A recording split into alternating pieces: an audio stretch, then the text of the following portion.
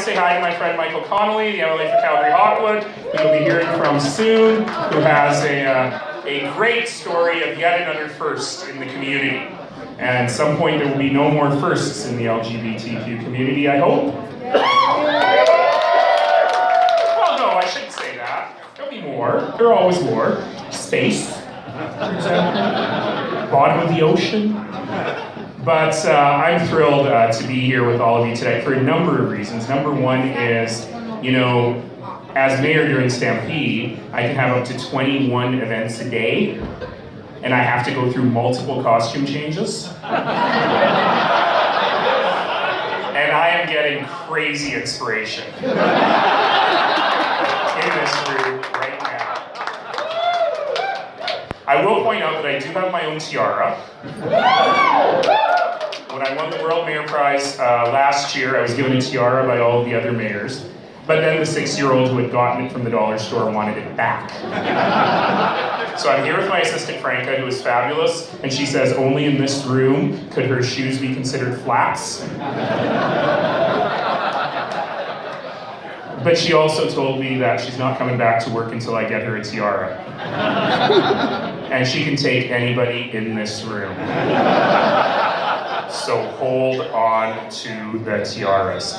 Can I be serious and political just for a minute? Yeah. I see this experiment of our community, this experiment in Canada and this experiment in Calgary, as being an experiment that is so very successful, not because there are carbon atoms in the ground somewhere nearby. Our community is successful precisely because we figured out a very simple truth. A truth that I'm sorry to say evades too many in this broken world of ours. And that truth is simply this: we're all in it together. That our neighbor's strength is our strength, our neighbor's pain is our pain, and importantly, our neighbor's failure is our failure. So we managed to create a space that is almost unique in the world. A space where it doesn't matter what you look like or where you come from. It doesn't matter how you worship. It doesn't matter whom you love.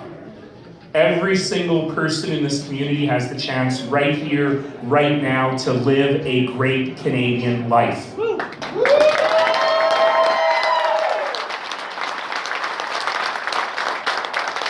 But it doesn't come easy. It doesn't come easy.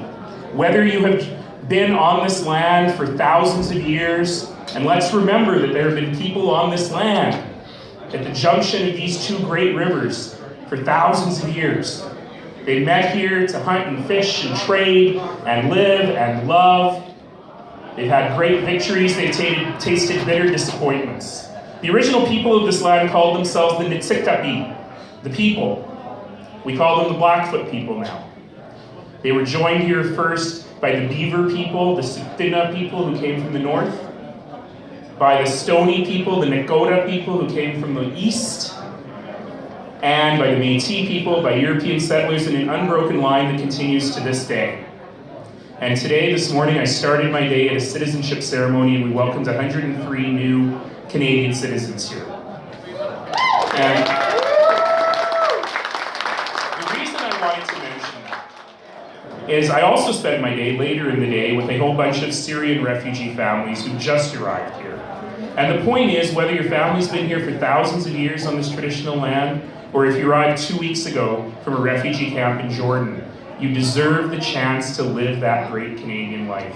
And that only has happened because of all the pioneers that have come before, who have fought hard that every single person might have rights.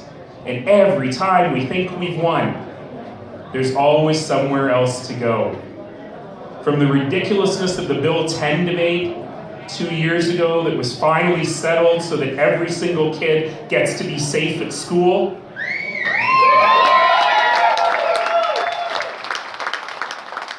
to the struggle of our ages, to the real civil struggle, to the real civil rights struggle of our ages, which is to ensure a life of dignity and equal rights for all of our transgender brothers and sisters.